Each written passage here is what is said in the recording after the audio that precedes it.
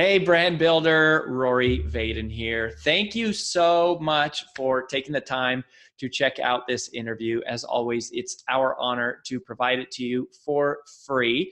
And wanted to let you know there's no big sales pitch or anything coming at the end. However, if you are someone who is looking to build and monetize your personal brand, we would love to talk to you and get to know you a little bit and hear about some of your dreams and visions and share with you a little bit about what we're up to see if we might be a fit. So if you're interested in a free strategy call with someone from our team, we would love to hear from you. You can do that at brandbuildersgroup.com/podcall, brandbuildersgroup.com/podcall. We hope to talk to you soon. Hey, everybody, and welcome to another episode on the Influential Personal Brand.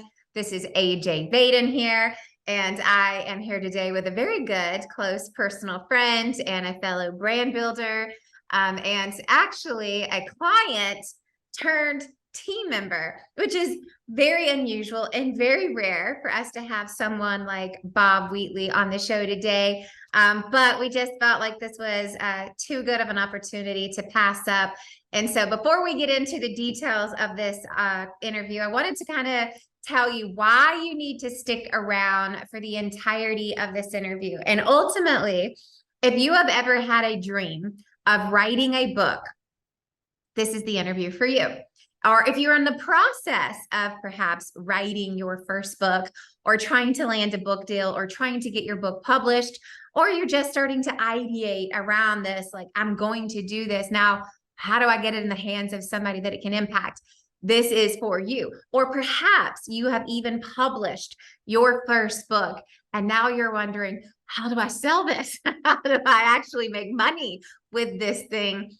Then this is the interview for you. This is an interview built for that first-time author or aspiring first-time author, and that is why you need to stick around for this interview. Now, let me also formally introduce you to my good friend, Bob Wheatley. Bob is an author. He's also a podcaster. He's also on the speaking circuit talking about his new book, but he's also a former professional athlete, which is definitely what my two toddlers think is the coolest part about Bob. He serves as a co-host of That Singles Show, a singles ministry sponsored by Christian radio in Dallas.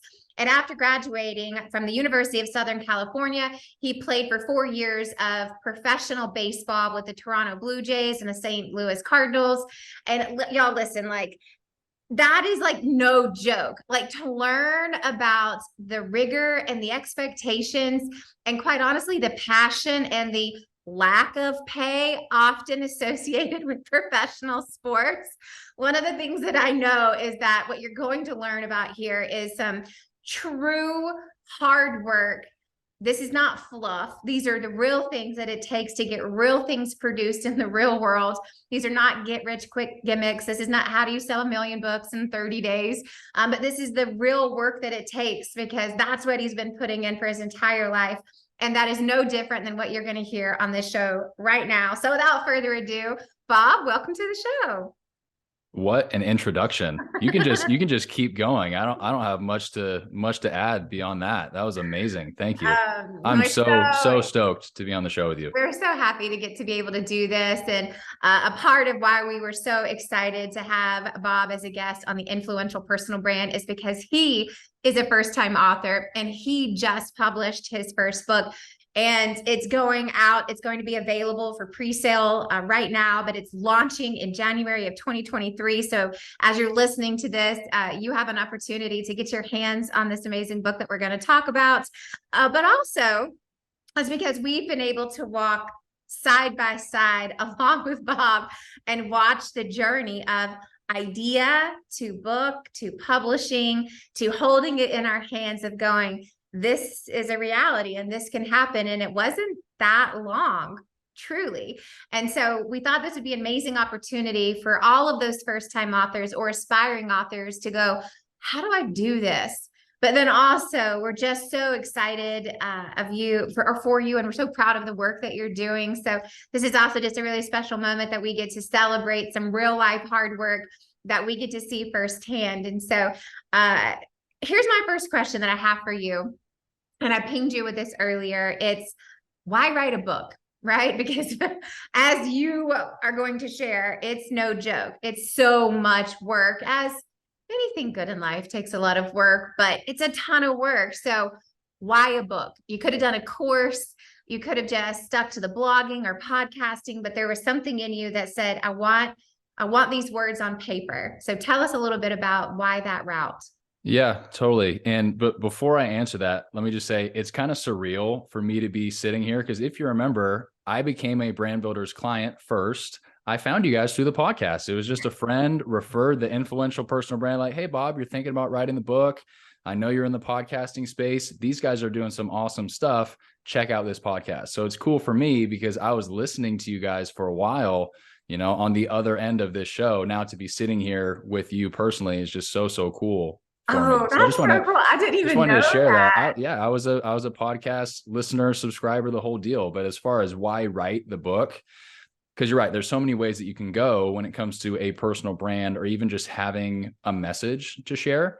I think for me personally, I was always a reader.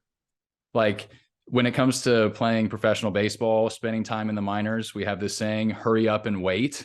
There's just so much downtime. And so it's either you're playing cards with your buddies, you're scrolling your phone, or for me, you're reading. So most of the stuff that I was reading while I was playing was nonfiction. It was mental game. It was mindset. It was health, nutrition, weightlifting. Like I just wanted to throw baseballs as fast as I possibly could because I wanted to get to the big leagues. But I was reading. I was constantly around it. And so you're right that I could get a message out in any number of forms, but I've always been a reader. And I grew up in a house of attorneys, oddly enough. My dad's an attorney, my brother, my sister, my grandfather, 2 uncles, and an aunt. Oh my gosh. So if you guys get sued, don't call me, but I do have some Wheatleys on deck for you in the legal space. But when you grow up in that house, when you grow up in the house of an attorney, you're constantly making an argument. And that doesn't mean you're being combative with people, but it's like, okay, if you believe that thing, that's great. Prove it. Like, why do you believe that? Let's not leave it at surface value. Let's develop an argument. Let's develop our thinking. And so there's so many ways I could answer that question as far as why a book, but that's just a couple. I was always a reader, raised by an attorney. And that's good. Here we have it. What's interesting is as we come to a close on the year 2022, I have shared this with many people that I've encountered over the last few months, that this has probably been single-handedly the best year of my life, both personally and professionally, but not because something extraordinary happened in our business, although there's lots of successes, but there's been lots of ups and downs, or there wasn't something extraordinary that happened in my personal life. But this year has been the single most important year of my life because of my commitment, my recommitment to personal development. And I am finishing my 15th book of the year. I've got just, I don't know, maybe a third of this last book I'm reading called Live No Lies by John Mark Comer. But I had the opportunity, made the opportunity for myself. I read through the entire Bible this year and then read 15 books. And I shared this with Rory about halfway through the year this year. And I said, I think I forgot the power that a book has to change a life. And I am just a firsthand example of that this year. And you could ask anyone who is super close to me. I am a different person today than I was 12 months ago. And it is because of the books that I have just completely committed my life to just being in positive reading and filling my mind with things that are going to help me versus potentially harm me.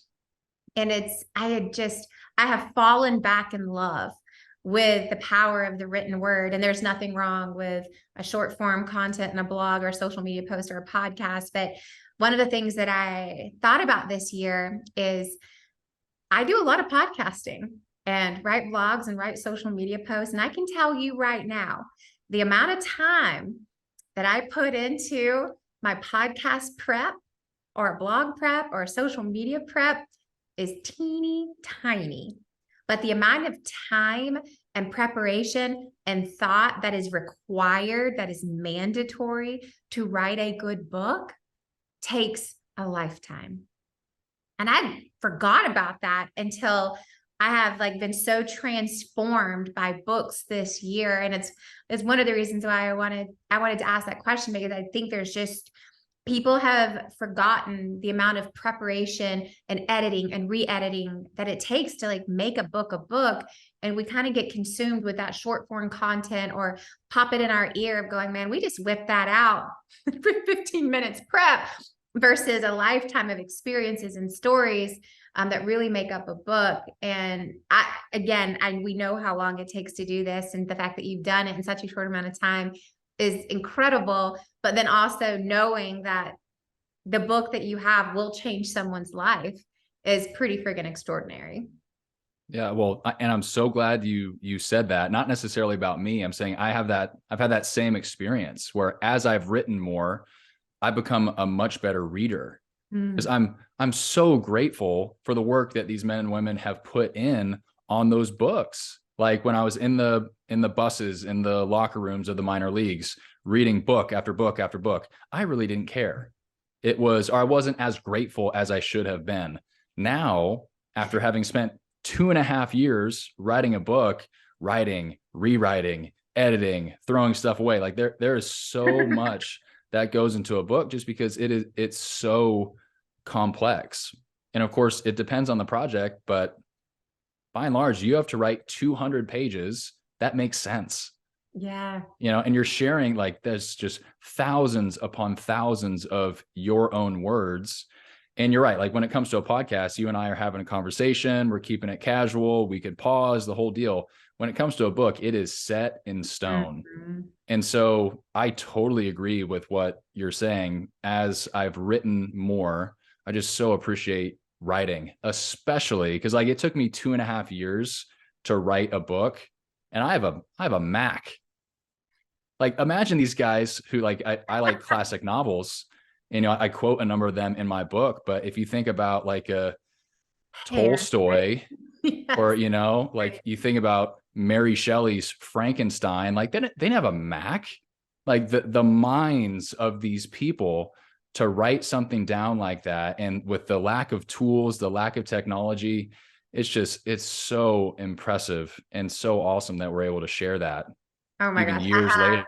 I have a girlfriend who is she's incredible. Her name's Victoria Jackson, and she hand wrote both of her first books.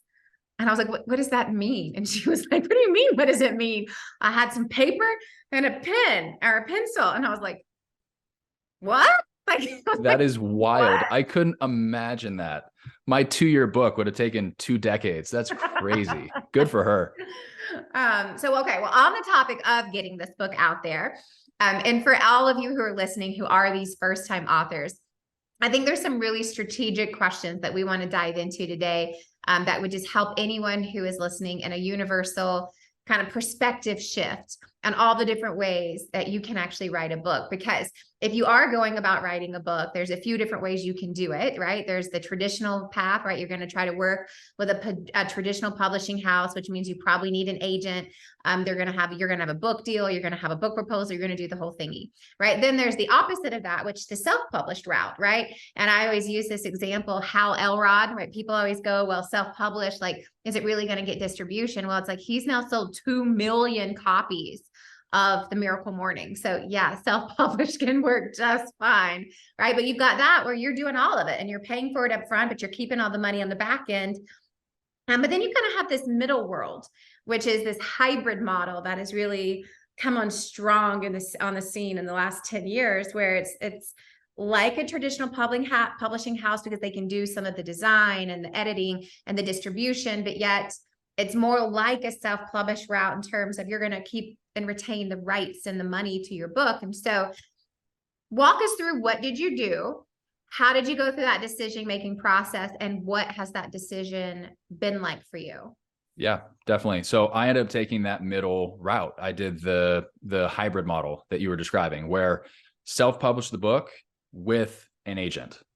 So we call it agent-led publishing. And when it comes to the traditional route, I mean, it's called traditional for a reason. That's how it used to be. But honestly, self-publishing is becoming so good these days, not only in terms of the product, but the amount of people that are doing it. It's not like the little kid brother, like, oh, you self-published, ha ha ha. Like you can have a really solid product if you self-publish. And so for me personally, the traditional route wasn't really in the cards. And I say that was for two reasons. One, externally, and one internally. The external would be, I just didn't have the platform. Like if you're looking for the New York publishing houses to give you a call, you're going to need to be somebody. And I just didn't have that platform to where they'd be so enticed. Oh, Bob, got to have your book. So externally, there was a Can we no. pause right there just for a Yeah, second? please. I think there's a couple of nuggets in there that is really important. And we were having this chat before I hit record around how it really isn't the New York Times, best written book. It's the New York Times best selling book.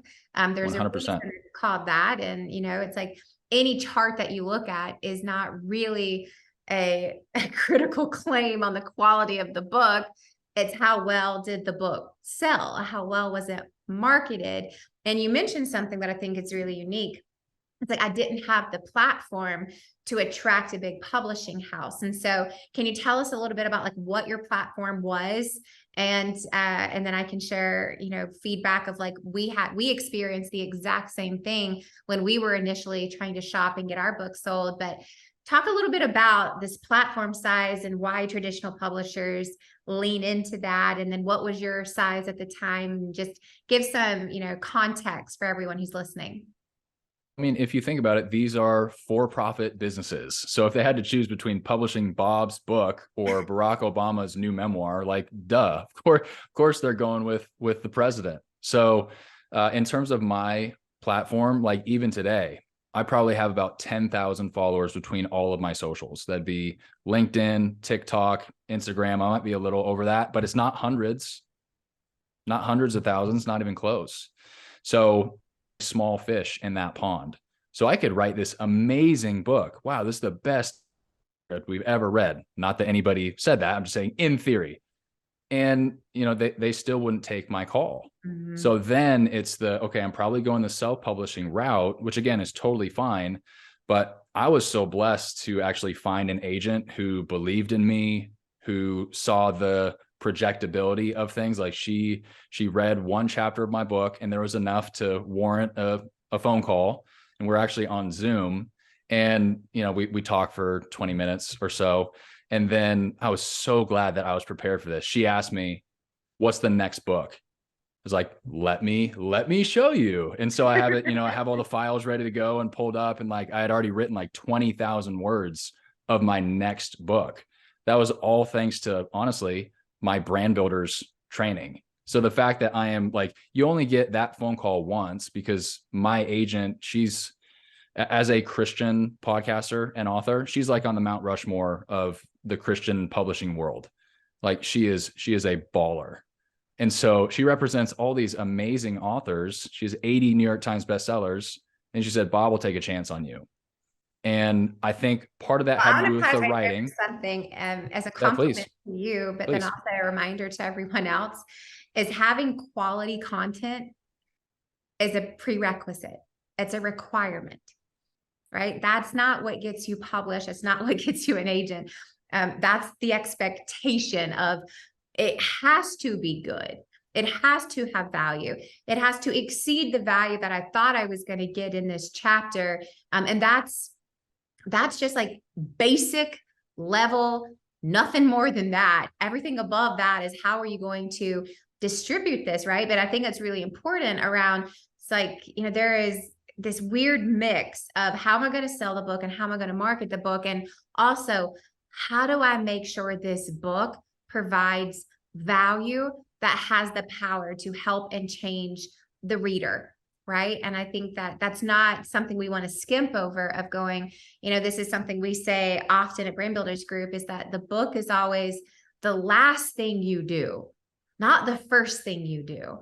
It's the culmination of years and stories and experiences and data and research and all the things. It's not the first thing you do. It's the last thing you do, because you know this is the summation of everything. It's not the hypothesis.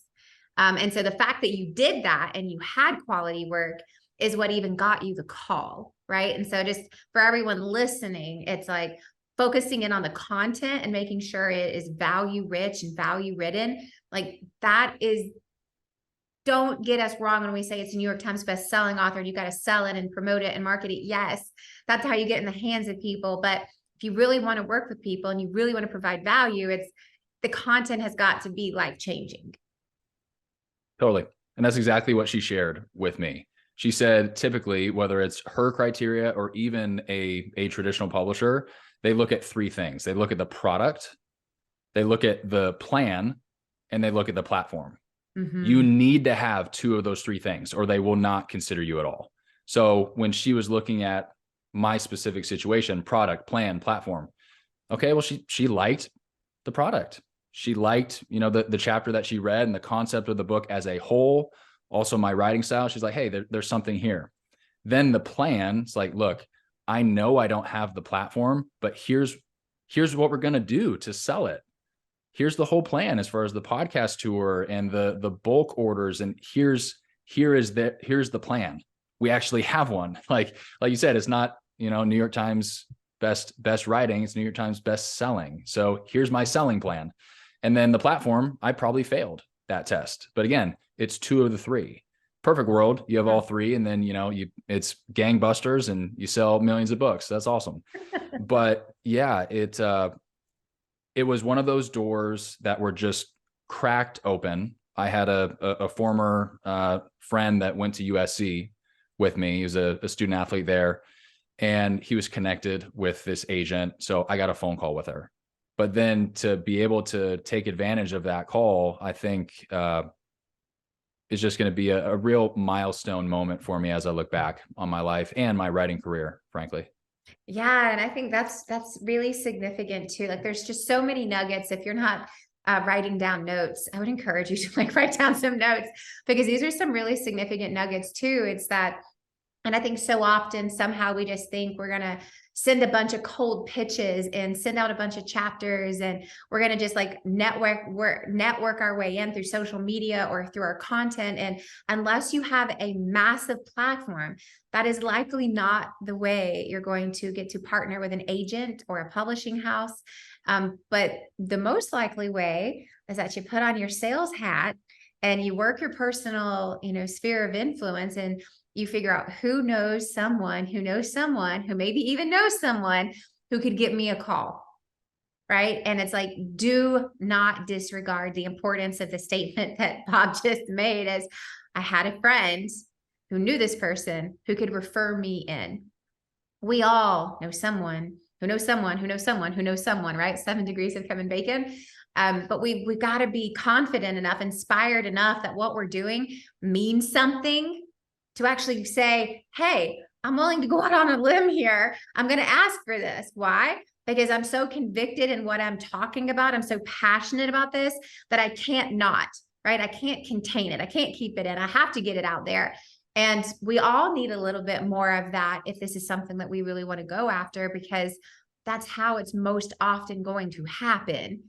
Right? It's a referral in, it's taking that, sales mindset and going, who do I know who knows someone who can help get me connected to the right person? Right? Totally.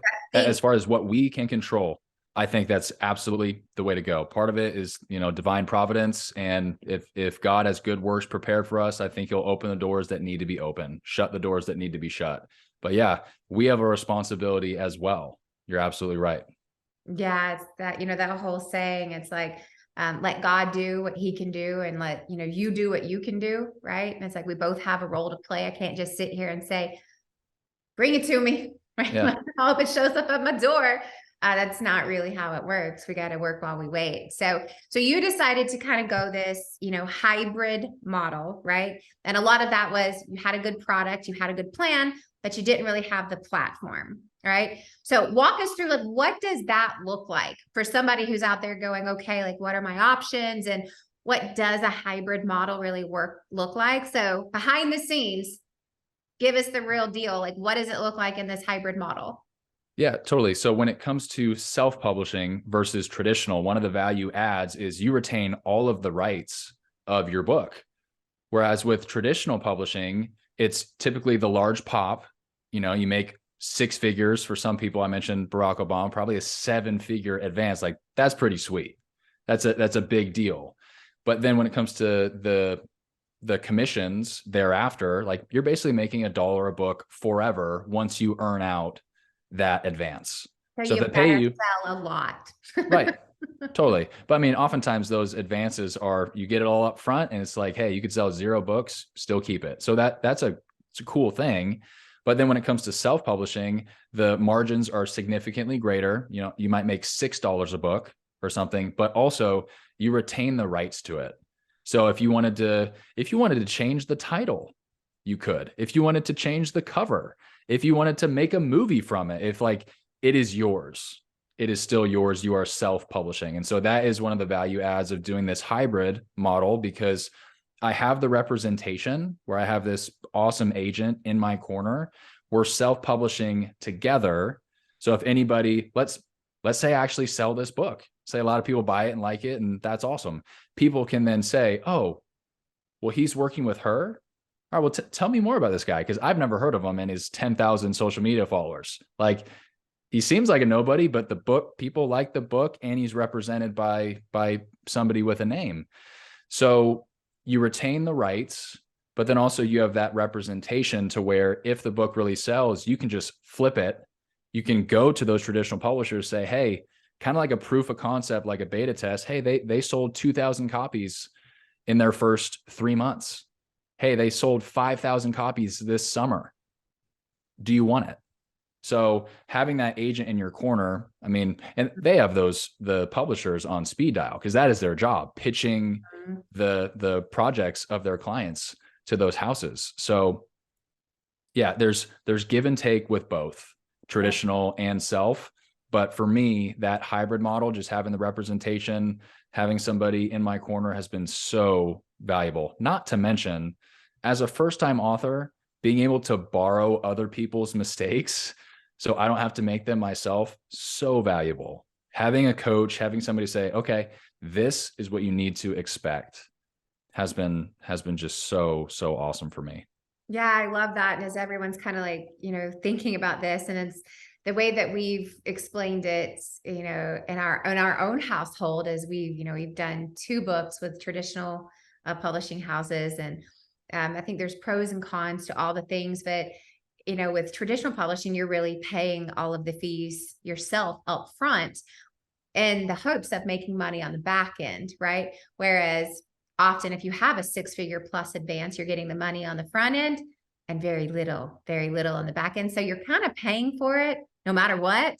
It's just, do you want to pay the upfront cost, retain the rights, retain the ownership, retain, I would even say the creative rights of covers, images, titles, and you're going to pay for it, but then you're going to make it back on the back end as long as you have a good plan and a growing platform. Or do you go, hey, I'll forego those things, I'll get that short-term upfront money, but I'm also going to forgo lots and lots of royalties, and again, I'm talking generally speaking, there's plenty of people who make royalties.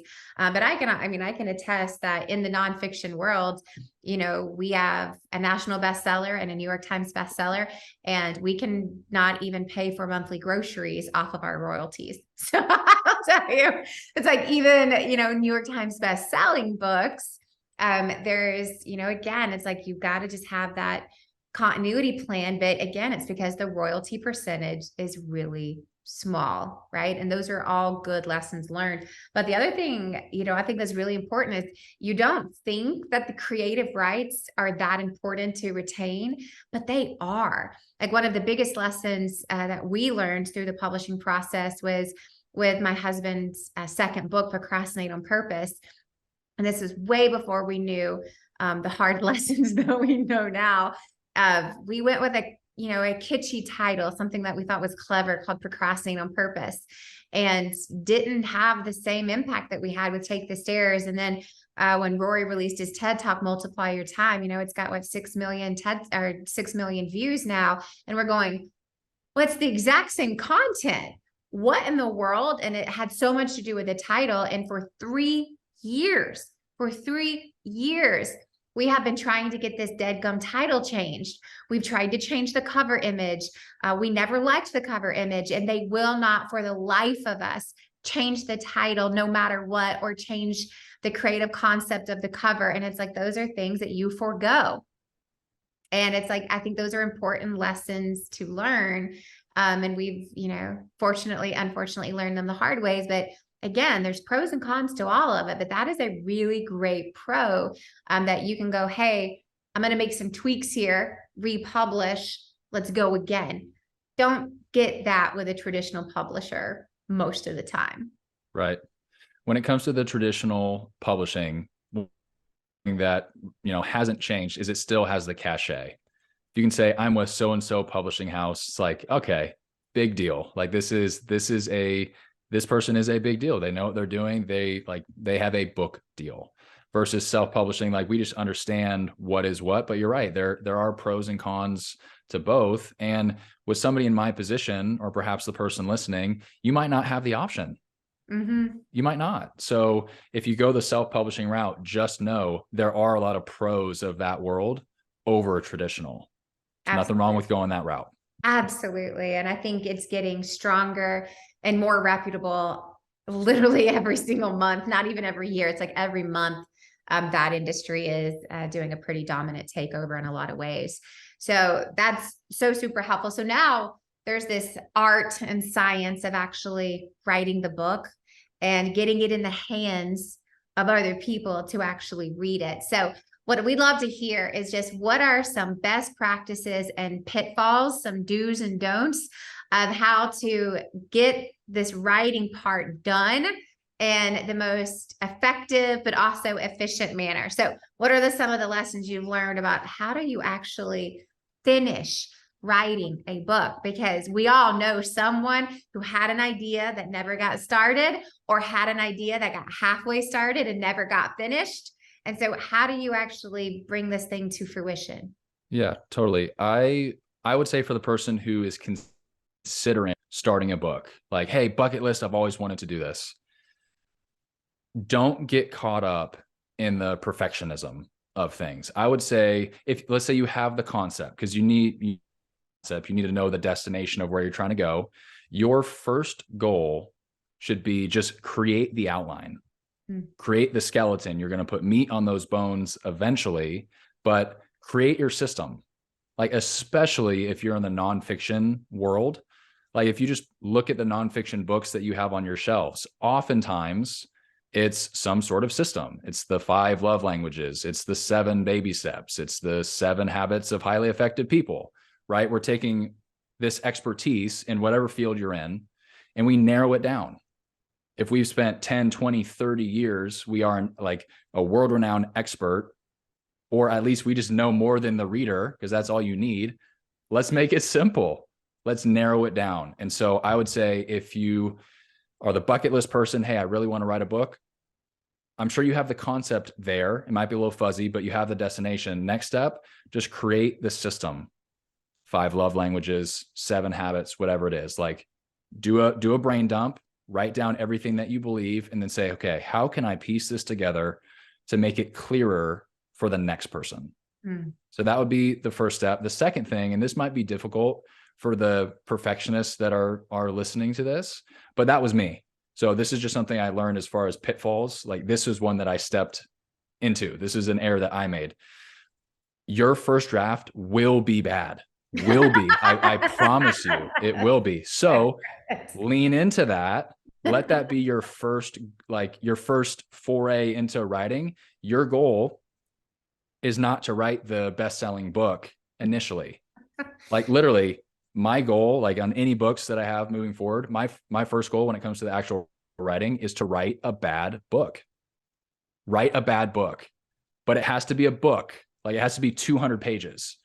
Don't write a bad chapter. Yeah. Like people have done that. Like you need to write a book, but it doesn't have to be perfect. So give yourself the permission to write a bad book. Then you take a weekend off, maybe take a week off, like you let somebody else read it, whatever, get it out of your hands, but it's done. Like there's so many people that have started a book. In fact, I've done this myself with previous projects that will never see the light of day, where it's just, 1 chapter, 2 chapter, 3, dead end. Like you just lose the juice. So, and I'm being kind of facetious, like, hey, write a bad book, but like that'll be a challenge in itself. You need to write 200 pages of stuff that is just okay. Just okay.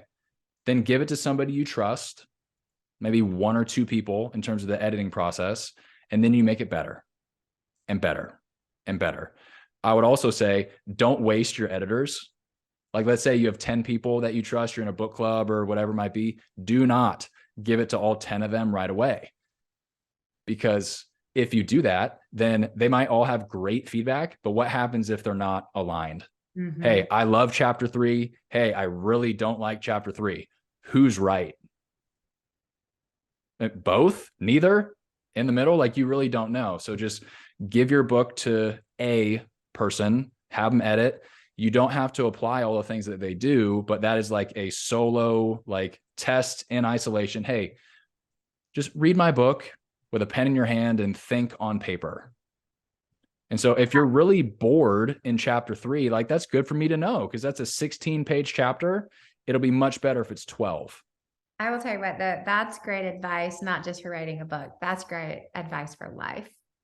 It's like so often we get bad advice, and it's because we ask the wrong questions or we ask the wrong people. So to be super tight and small and considerate with who you're asking to do something, I think is really wise, sound advice for writing a book, but also for life. No matter what it is that you're doing, it's being very intentional with who's the one giving you some of that feedback. I love that. That's just good life advice. And I can't say I came up with it myself. If I could add like one additional thing, have a mentor. Have somebody that you're trying to model. Like as I was playing in the minor leagues, I would watch film of other left-handed pitchers that I wanted to emulate. I was watching Clayton Kershaw. I was watching John Lester. Why? Because they were the person that I wanted to be.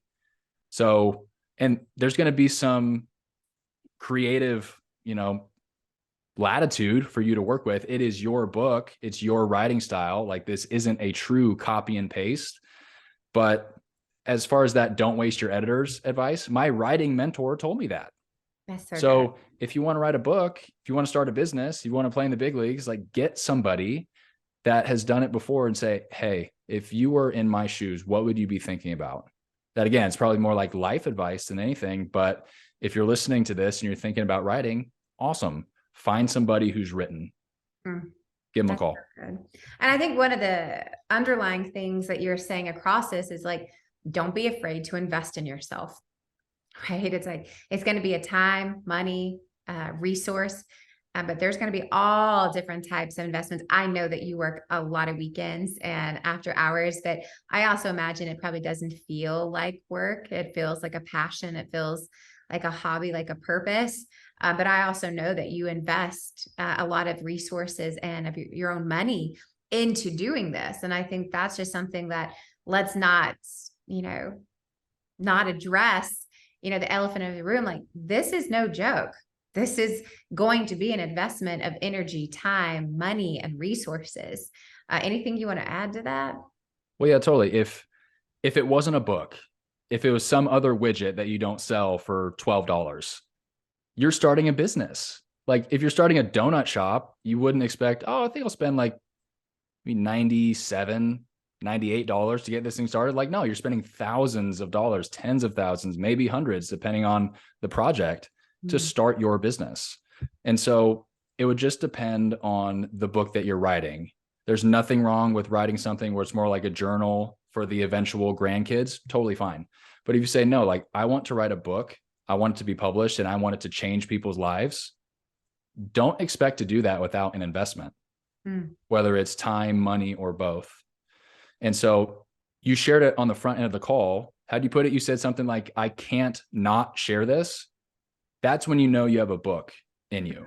If you have something you can't not share, it's just like, oh, if I could just share this one thing with the world, like I have to. It's like, well, you totally can. I love that.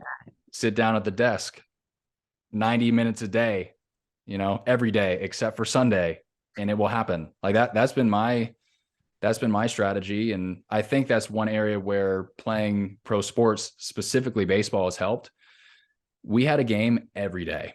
Like if there's anything that baseball players are good at, it's just showing up. Just like you might lose, you might be the scapegoat of the game before. You blew it, you lost the game. There's a game tomorrow, and the next day, and the next day. Like there's a quote in Bull Durham: sometimes you win, sometimes you lose, sometimes it rains. There's always a game tomorrow. Like just keep showing up. So if you say, look, I want to write a book, I've been thinking about this for a long time, like make a plan, commit to, all right, I'm going to write for 90 minutes a day until it's done. And it will be hard, but sometimes, I mean, when it comes to something worth doing, it's always hard. It's always hard, and it's worth it.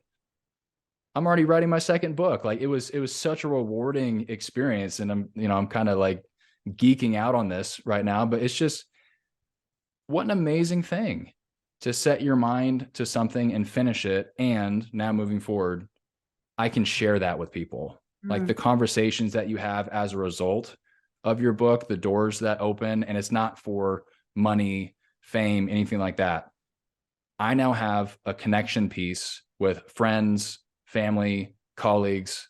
I was just at the gym last night, and there's this gal that I've kind of worked out alongside for like years. And it's one of those gym relationships where you kind of like give them a head nod. It's like, hey, I see you every Thursday, but like we don't talk. And she and I talk. Each other. she and I talk a little, and it's kind of just like the smile and then put in the headbuds, the earbuds.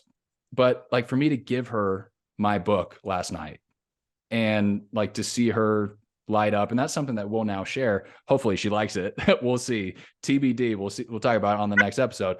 But to be able to share that with somebody, like what a cool thing. As humans, that's what we're made for. We want to connect and share and love. So yeah, it's been a great journey for me. I'm so glad I'm on it. Oh man, I love that. And I love that too, of just that great reminder. It's like, half of it is just showing up. It's just showing up. It reminds me about some of like the early advice I got as a new mom. It's like, half of the success of parenting is just showing up. It's just showing up, and you got to do it, and you got to do it every day, right? You got to do it every day.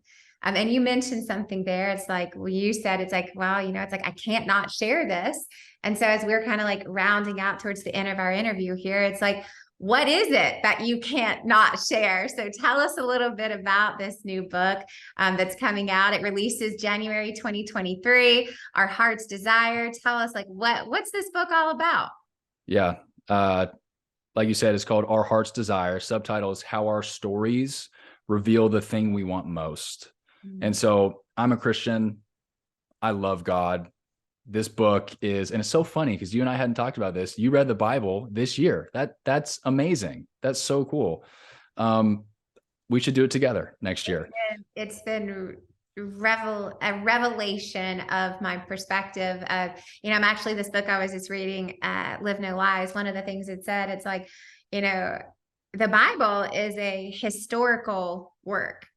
And so it's like, I have both read the Bible, both in a historical perspective, as well as a, spending time with God perspective of learning and growing in that. But it's been more of a knowledge journey of a historical record. And it's, to view it that way has been extraordinary. And it's like, I'm now taking that approach with books. Of like, there are, just these different facets of how you learn. And it's been so exciting. I can't wait to read your book. I told you earlier, it's not in my office. It's next to my bedside. And so I'm so excited to read it. So tell everyone else about it. I'll stop talking. Yeah, no, that was my fault. That was my tangent. I'll own that. But in terms of this book, AJ, the reason why that caught my ear, you reading the Bible last year, I've done that every year for the last 5 years. Like wow. I have a mentor here in Nashville that recommended that I do it. And it's just become my routine. Like I wake up in the morning, I read the Bible for 20, 30 minutes, whatever that day warrants. And so that doesn't make me an expert on scripture. I would never claim that, but it does mean I am constantly reminding myself of that story. And so as I had written a couple of those books, like I said a few minutes ago, that stopped and started and didn't go anywhere, I was also learning about story and about writing and stuff like that, because that seed had been planted and I was kind of getting there. And so this book came about because I'm learning about story and also reading the story of scripture. And what I realized was the similarities between the two. And like the subtitle, how our stories reveal the thing we want most. When we look at our favorite movies or novels or whatever it is, you'll see all of the same motifs over and over and over again. You have the hero, like the protagonist. You have the villain, the love interest to be saved. You typically begin in some sort of paradise. That paradise is lost. The entire story is about restoring that paradise. And so as I'm reading the story of scripture 5 years in a row, I'm like, well, that's the story. That's what this book, the Bible, is saying. And so if this is truly God's word, and if this is truth, that's the story we were born into. That's wild, because you could have humans writing books, writing screenplays in Hollywood. They keep telling that same story: hero, villain, love interest to be saved. We want to return to paradise. And then you think about the desires of our heart. Like, even we could even take, God out of it for a second. If you look at society, if you look out your window and you say, this is wrong, or you look at any sort of like social dilemma or things like that, all we're trying to do, AJ, is restore paradise. That's it. Like, we just want to live in paradise. That's what we were made for. And so if the Bible is God's word, which I wholeheartedly believe it is, we'll have that. What an amazing thing. Now, God, as the author of that story, has a specific way that he wants that to unfold, but we have the same desire that he does. It's just that we're like on the hamster wheel of, oh, let me get to paradise faster. And he's the author of the story. He's the one that's dictating the terms. And so basically what I did is I took the Bible and I told it through stories. So, quote, dozens of movies, novels, plays. Like I talk about The Dark Knight, The Hunger Games. I talk about the back and forth relationship of Rachel and Ross in Friends. Like, I'm guiding you through the story of scripture by using stories that you understand. And so this isn't like a top shelf, overly academic, like there's not going to be any pastors or theologians that nerd out over this. I wrote this book for the person who wants to connect with God, but doesn't really know where to start. So as a person who's read the Bible, the last 5 years, like, all right, well, but I grew up in the church. I've been going to Christian schools since 7th grade. Like, so I was in it, I was around it. If there's somebody who wants to know God but didn't have that, what would they do? Because they're not cracking open the King James and like, I totally get this, right? But I believe as humans, like just on a heart level, we have this story written on our hearts. We want to return to that paradise. We want to see every tear wiped away. And if what the Bible says is true, that's exactly what God plans for us. It can give us so much hope. Yeah. So that's the book. I hope that it sells millions of copies, and I hope that it gets in the hands of millions of people.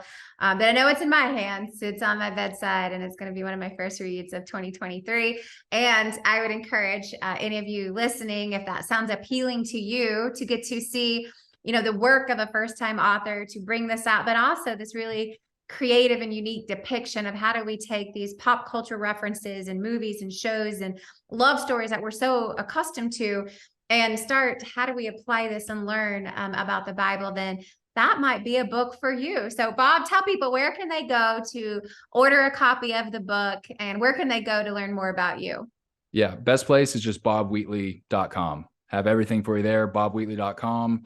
You can place an order. We are also giving away the audiobook completely free for anybody that pre-orders. So depending on when you listen to this, It's probably still going to be available for you. Just go to bobwheatley.com. If you place that order, it'll be super easy right there on the homepage.